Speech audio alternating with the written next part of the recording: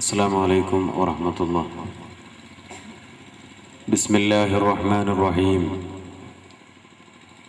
الحمد لله رب العالمين، والصلاة والسلام على أشرف المرسلين وعلى آله وصحبه أجمعين. أما بعد، صدري ويسر لي أمري واحلل عقدة من لساني يفقه قولي.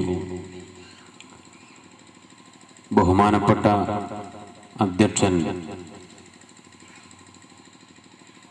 നമ്മുടെ മഹല്ലിലെ മുദരിസും ഈ പ്രദേശത്തെ ദീനീ പ്രവർത്തനങ്ങൾക്ക് നേതൃത്വം നൽകുകയും ചെയ്യുന്ന ബഹുമാനപ്പെട്ട സയ്യിദ് ശിഹാബുദ്ദീൻ ജിഫ്രി തങ്ങൾ അവറുകളെ, ബഹുമാനപ്പെട്ട ഉസ്താദ് ടി അബ്ദുള്ളക്കുട്ടി മുസ്ലിയാർ, മറ്റു പണ്ഡിതന്മാരെ, കാരണവന്മാരെ, സഹോദരന്മാരെ, സഹോദരിമാരെ, പ്രിയപ്പെട്ട നാട്ടുകാരെ, അള്ളാഹുവിന് വേണ്ടിയുള്ള എന്ന് വിശേഷിപ്പിക്കപ്പെട്ടത് അറേബ്യൻ ജാഹിലിയത്തിനെ, അബൂജഹലിന്റെ ജാഹിലിയത്തിനെ മാത്രമായിരുന്നില്ല. ലോകം മുഴുവനും ജാഹിലിയത്ത് പടർന്നു പിടിച്ച കാലഘട്ടത്തിൽ എന്താണ് മനുഷ്യന്റെ വില, എന്താണ് കുഞ്ഞുങ്ങളുടെ വില, എന്താണ് സ്ത്രീകളുടെ വില, ജീവനോടെ കുഞ്ഞുങ്ങളെ, പെൺകുട്ടികളാണെങ്കിൽ ജീവനോടെ കുഴിച്ചു മൂടപ്പെട്ടിരുന്നത് അറേബ്യയിൽ മാത്രമായിരുന്നില്ല. സ്ത്രീകളെ അടിമകളെക്കാൾ തരം താഴ്ത്തിയിരുന്നത് അറേബ്യയിൽ മാത്രമായിരുന്നില്ല.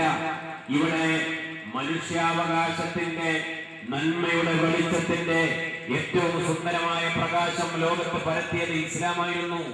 അതുകൊണ്ട് പാവപ്പെട്ട ജനങ്ങൾ, അടിച്ചമർത്തപ്പെട്ട, തരം താഴ്ത്തപ്പെട്ട, മൃഗങ്ങളെക്കാൾ മേലാളന്മാരായാൽ അടിച്ചൊതുക്കപ്പെട്ട പാവപ്പെട്ട ജനങ്ങൾ ഇസ്ലാമിലേക്ക് കടന്നു വന്നു. അതാണ് ചരിത്രം. ഇന്നും ഇസ്ലാമിനെയാണ് ലോകം മുഴുവനും ഭയപ്പെടുന്നത്. ലോക വൻശക്തികൾ ഇസ്ലാമിനെ ഭയപ്പെടുന്നു. എന്തുകൊണ്ട്? ഇസ്ലാം പറയുന്നു മദ്യപിക്കരുത്, ഇസ്ലാം പറയുന്നു വ്യഭിചരിക്കരുത്, തെമ്മാടിത്തരങ്ങൾ ചെയ്യരുത്. എന്നാൽ സകല പാശ്ചാത്യ ശക്തികളും സാമ്രാജ്യത്വ ശക്തികളും മനുഷ്യനെ ക്ഷണിക്കുന്നത് വൃത്തികേടുകളിലേക്കാണ്, വ്യഭിചാരത്തിലേക്ക്, മദ്യപാനത്തിലേക്ക്. അതിലൂടെ മനുഷ്യന്റെ അന്തകനായ മാരകമായ യഥാർത്ഥമായ സംസ്കാരം, ഇസ്ലാമിക സംസ്കാരത്തെ ലോകം ഭയപ്പെടുന്നത് എന്തുകൊണ്ടാണ്?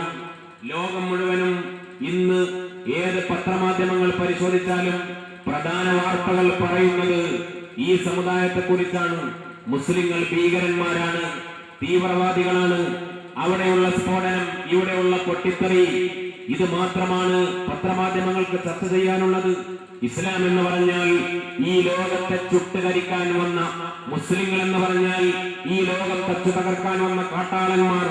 ഇങ്ങനെ അമേരിക്കയുടെ നേതൃത്വത്തിലുള്ള സാമ്രാജ്യത്വ ശക്തികൾ ലോകത്ത് പ്രചരിപ്പിക്കുന്നു. എന്തുകൊണ്ട്? അമേരിക്കക്കാർക്ക് രണ്ട് താല്പര്യമുണ്ട്. ഒന്ന്, ഇസ്ലാം അമേരിക്കയിലടക്കം വ്യാപിക്കുന്നു. അഫ്ഗാനിസ്ഥാനിലേക്ക് പറഞ്ഞയച്ച പട്ടാളക്കാർ, ഇറാഖിലേക്ക് പറഞ്ഞയച്ച പട്ടാളക്കാർ തിരിച്ചു വരുന്നത് ഇസ്ലാം സ്വീകരിച്ചുകൊണ്ടാണ്. ഇറാഖിൽ വർഷങ്ങൾ പണിയെടുത്ത അമേരിക്കൻ പട്ടാളക്കാർ ഒറ്റ വർഷം കൊണ്ട് 3000 അമേരിക്കൻ പട്ടാളക്കാർ മുസ്ലിങ്ങളായി. 3000 ആളുകൾ ഇസ്ലാമിലേക്ക് കടന്നു വന്നു. ഈ അടുത്ത് നമുക്കറിയാമല്ലോ, ലോകത്ത് അറിയപ്പെട്ട പ്രഗത്ഭനായ മൈക്കൽ ജാക്സൺ മരണപ്പെട്ടപ്പോൾ മൈക്കൽ ജാക്സന്റെ സഹോദരൻ, കുടുംബാംഗങ്ങൾ പറഞ്ഞു, മൈക്കൽ ജാക്സൺ മാസങ്ങൾക്ക് മുമ്പ് ഇസ്ലാം സ്വീകരിച്ചിരുന്നു. അതുകൊണ്ട് മുസ്ലിമായി മരിച്ചുപോയ മൈക്കൽ ജാക്സനെ ഇസ്ലാമിക രീതിയിൽ ഖബറടക്കാൻ ഞങ്ങൾക്ക് അനുവാദം തരണം. പക്ഷെ അമേരിക്ക സമ്മതിച്ചില്ല. അമേരിക്ക അങ്ങനെ സമ്മതിച്ചാൽ ഇസ്ലാമിക രീതിയിൽ ലോകത്തറിയപ്പെട്ട മൈക്കൽ ജാക്സനെ ഖബറടക്കാൻ അനുവാദം കൊടുത്താൽ അവരുടെ ബുദ്ധി, അവരുടെ ആദർശം അത് ലോകത്തിന് മുന്നിൽ പണയപ്പെടുത്തേണ്ടി വരുമെന്ന് മനസ്സിലാക്കിയിട്ട് അതിന് സമ്മതിക്കാതെ ക്രൈസ്തവ ആചാരപ്രകാരം അത് നിർവഹിക്കപ്പെട്ടു. ഇസ്ലാമിന്റെ വെളിച്ചവും ഇസ്ലാമിന്റെ നന്മയും എന്തൊക്കെ കുപ്രചാരണങ്ങൾ നടത്തിയാലും ലോകം അത് മനസ്സിലാക്കുന്നു എന്ന് അമേരിക്ക തിരിച്ചറിയുന്നു. ഡെൻമാർക്ക് പ്രവാചക തിരുമേനി സല്ലല്ലാഹു അലൈഹി വസല്ലം തങ്ങളുടെ കാർട്ടൂൺ പുറത്തുവിട്ടപ്പോൾ അത് ഏറ്റവും കൂടുതൽ ലോകത്ത് പ്രചരിപ്പിച്ചത് അമേരിക്കയുടെ നേതൃത്വത്തിലായിരുന്നല്ലോ. തലപ്പാവിൽ കത്തുന്ന ബോംബുമായി, രണ്ട് കൈയിലും കടാര പിടിച്ച മറ്റൊരു ചിത്രമായി പ്രവാചക തിരുമേനി സല്ലല്ലാഹു അലൈഹി വസല്ലം തങ്ങളെ ലോകത്തെ ഏറ്റവും വലിയ ഭീകരനായി ചിത്രീകരിച്ചു ഡെൻമാർക്ക്. അത് അമേരിക്ക പ്രചരിപ്പിച്ചു. അങ്ങനെ ആരൊക്കെ എങ്ങനെയൊക്കെ പ്രചരിപ്പിച്ചാലും ആരാണ് സയ്യിദുനാ മുഹമ്മദ് മുസ്തഫ സല്ലല്ലാഹു അലൈഹി വസല്ലം? അല്ലാഹുവിന്റെ റസൂൽ ഒരിക്കലും യുദ്ധക്കൊതിയനായിരുന്നില്ല. അതൊക്കെ ഇന്നത്തെ ഈ ദുശക്തികൾ പ്രചരിക്കാമത്തെ കാരണം. ഒന്നാമത്തെ കാരണം ഇസ്ലാമിന്റെ വളർച്ചയെ ഇവർ ഭയപ്പെടുന്നു. രണ്ടാമത്തെ കാരണം ഇവരുണ്ടാക്കുന്ന ആയുധങ്ങൾ ലോകത്ത് മുഴുവനും വിറ്റഴിക്കപ്പെടണം. അമേരിക്കയുടെ ആയുധപ്പുരയിൽ കുന്നുകൂടുന്ന വലിയ അത്യാധുനിക ആയുധങ്ങൾ ലോകത്ത് മുഴുവനും കച്ചവടം ചെയ്യണം. മാസങ്ങൾക്ക് മുമ്പ് ഇന്ത്യ രാജ്യത്ത് മുംബൈയിലെ ഹോട്ടലുകൾ ആക്രമിക്കപ്പെട്ടു. ഒബ്രായ് ഹോട്ടലും താജ് ഹോട്ടലും മുംബൈയിലെ യുദ്ധം എന്ന് പറഞ്ഞു. കസബ് എന്ന പേരായ ചെറിയ ചെറുപ്പക്കാരൻ അതിന്റെ പേരിൽ കുറ്റവിചാരണ ചെയ്യപ്പെട്ടുകൊണ്ടിരിക്കുന്നു. പക്ഷേ ഒരു മാസം കഴിയുമ്പോൾ ലോകത്തിന്റെ മുന്നിൽ കിട്ടുന്ന ഒരു റിപ്പോർട്ട് 150,000 കോടി രൂപയുടെ ആയുധം വാങ്ങി ഇന്ത്യ എന്ന് പറഞ്ഞാൽ 1.5 ലക്ഷം കോടി രൂപയുടെ ആയുധം വാങ്ങി ഇന്ത്യ. കേന്ദ്ര ഗവൺമെന്റും ഇന്ത്യയിലെ മറ്റു പ്രമുഖ വ്യവസായ സ്ഥാപനങ്ങളും പൊതുമേഖലാ സ്ഥാപനങ്ങളും ബാങ്കുകളും ഒക്കെ 99% കച്ചവടം നടത്തിയത് അമേരിക്കയുമായി ഇസ്രയേലുമായി. അമേരിക്കക്കും ഇസ്രയേലിനും 99% ലാഭമുണ്ടായി. അമേരിക്കയുടെ ഇസ്രയേലിന്റെ അവരുടെ കൂട്ടുകിടക്കുന്ന ആയുധം ഇന്ത്യ വാങ്ങി. എന്റെ പശ്ചാത്തലം, എന്റെ കാരണം? മുംബൈ ആക്രമണത്തിൽ നൂറുകണക്കിന് ആളുകൾ കൊല്ലപ്പെട്ടാൽ അതിന്റെ പിന്നിൽ പ്രവർത്തിച്ചത് അമേരിക്കയാണ് എന്ന് ഏതെങ്കിലും പത്രക്കാരൻ എഴുതിയാൽ അത് തെറ്റാണെന്ന് പറയാനൊക്കുമോ? ലോകത്ത് പൊട്ടിത്തെറി ഉണ്ടാവൽ, ലോകത്ത് ആക്രമണങ്ങൾ നടക്കൽ അമേരിക്കയുടെ താല്പര്യമാണ്. വേൾഡ് ട്രേഡ് സെന്റർ തകർന്നപ്പോൾ 4000-ഓളം വരുന്ന ജൂതന്മാർ, അന്ന് വേൾഡ് ട്രേഡ് സെന്ററിലെ ഉദ്യോഗസ്ഥന്മാരായിരുന്ന ജൂതന്മാർ അന്ന് ലീവിലായിരുന്നു എന്ന് പറഞ്ഞാൽ അതിന്റെ പിന്നിൽ ഇസ്രയേലിന്റെ ബുദ്ധി പ്രവർത്തിച്ചിട്ടില്ല എന്ന് നമുക്ക് വിശ്വസിക്കാനൊക്കുമോ?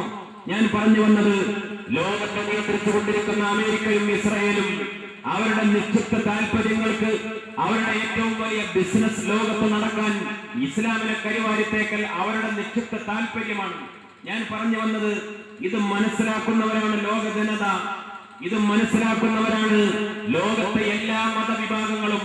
മഹാനായ റസൂലുള്ളാഹി സല്ലല്ലാഹു അലൈഹി വസല്ലമ തങ്ങൾ ഭീകരനാണ് എന്ന് ചിത്രീകരിക്കപ്പെട്ടപ്പോൾ, അതിനെതിരെ പ്രതിഷേധ പ്രകടനം നടന്നപ്പോൾ അതിൽ ഏറ്റവും കൂടുതൽ ആത്മാർത്ഥമായി പങ്കാളികളായത് നമ്മുടെ നാട്ടിലെ ഹിന്ദു സഹോദരന്മാരായിരുന്നു. ഞാൻ ഓർക്കുന്നു, കോഴിക്കോട്ടെ മുതലക്കുളം മൈതാനിയിൽ അള്ളാഹുവിന്റെ റസൂലിന്റെ കാർട്ടൂണിനെതിരെ വളരെ ശക്തമായ ഒരു പൊതുയോഗം നടന്നപ്പോൾ പ്രഗത്ഭനായ കൈതപ്പുറം ദാമോദരൻ നമ്പൂതിരി, പ്രഗത്ഭനായ കവി, മനോഹരമായി ആ സദസ്സിന്റെ നെഞ്ചിടിപ്പ് മനസ്സിലാക്കിയിട്ട് ആ സദസ്സിനെ മുഴുവനും കരയിപ്പിച്ചുകൊണ്ട് മനോഹരമായി അള്ളാഹുവിന്റെ റസൂലിനെ കുറിച്ച് ഒരു പാട്ടുപാടി.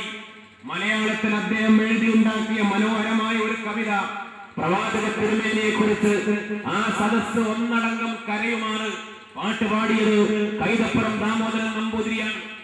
അദ്ദേഹം പറഞ്ഞു, ലോകത്തെ 140 കോടി മുസ്ലിങ്ങൾ, ആ മുസ്ലിങ്ങൾ എത്ര വേദനിക്കുന്നുവോ പ്രവാചകനെതിരെ, സ്നേഹത്തിന്റെ പ്രവാചകനെതിരെ ഈ കാർട്ടൂൺ വരച്ചപ്പോൾ അതിനേക്കാൾ കൂടുതൽ ഞാൻ വേദനിക്കുന്നു, ഞാൻ അതിൽ പ്രതിഷേധിക്കുന്നു എന്ന് പറയുമ്പോൾ അത് കേവലം ഒരു വെറും വാക്കല്ല. നമ്മുടെ നാട്ടിൽ നിലനിന്ന ഏറ്റവും വലിയ സ്നേഹത്തിന്റെ, സൗഹൃദത്തിന്റെ ഒരു പാരമ്പര്യമാണ്. അല്ലാഹുവിന്റെ റസൂൽ സല്ലല്ലാഹു അലൈഹി വസല്ലം തങ്ങൾ ലോകം ചുട്ടരിക്കാൻ വന്ന ഏറ്റവും വലിയ രാക്ഷസനോ കാടത്തത്തിന്റെ നായകനോ ആയിരുന്നില്ല. സ്നേഹം എന്താണ്, മനുഷ്യത്വം എന്താണ് എന്ന് ലോക ജനതയെ പഠിപ്പിച്ചു. പിന്നെ പ്രവാചകന്റെ കാലഘട്ടത്തിൽ യുദ്ധം ഉണ്ടായിട്ടില്ലേ? യുദ്ധം എന്നത് ഒരു രാജ്യത്തിന്റെ അവകാശമാണ്, ഒരു രാഷ്ട്രത്തിന്റെ അവകാശമാണ്. ഇന്ത്യ രാജ്യം ഏറ്റവും കൂടുതൽ പണം നമ്മുടെ കയ്യിൽ നിന്നൊക്കെ കിട്ടുന്ന, ഗവൺമെന്റിന് കിട്ടുന്ന നികുതി പണം ഒരു രാജ്യം ഏറ്റവും കൂടുതൽ നീക്കിവെക്കുന്നത് പ്രതിരോധ ശക്തിക്ക് വേണ്ടിയാണ്. നമ്മുടെ പ്രതിരോധ മന്ത്രി AK ആന്റണിയുടെ നേതൃത്വത്തിലുള്ള പ്രതിരോധ വിഭാഗമാണ് ഇന്ത്യയിലെ ഏറ്റവും കൂടുതൽ പണം ചെലവഴിക്കുന്നത്. എന്തിന്? നമുക്ക് 3 സൈനിക ശക്തിയുണ്ട്, വ്യോമസേനയുണ്ട്, കരസേനയുണ്ട്, നാവികസേനയുണ്ട്. 3 സൈനിക ശക്തിക്ക് വേണ്ടിയാണ് കോടിക്കണക്കിന് രൂപ ഇന്ത്യ രാജ്യം നീക്കിവെക്കുന്നത്. ശത്രു രാജ്യങ്ങളുമായി യുദ്ധമുണ്ടായാൽ, പാകിസ്ഥാനുമായി, ചൈനയുമായി അല്ലെങ്കിൽ മറ്റു രാജ്യങ്ങളുമായി യുദ്ധമുണ്ടായാൽ, കാർഗിൽ യുദ്ധത്തിൽ ഒരുപാട് ജവാന്മാർ മരിച്ചു. മുസ്ലിങ്ങളായ ജവാന്മാർ മരിച്ചു. നമ്മുടെ നാട്ടുകാർ, കേരളക്കാർ, മലപ്പുറം ജില്ലക്കാർ മരിച്ചു.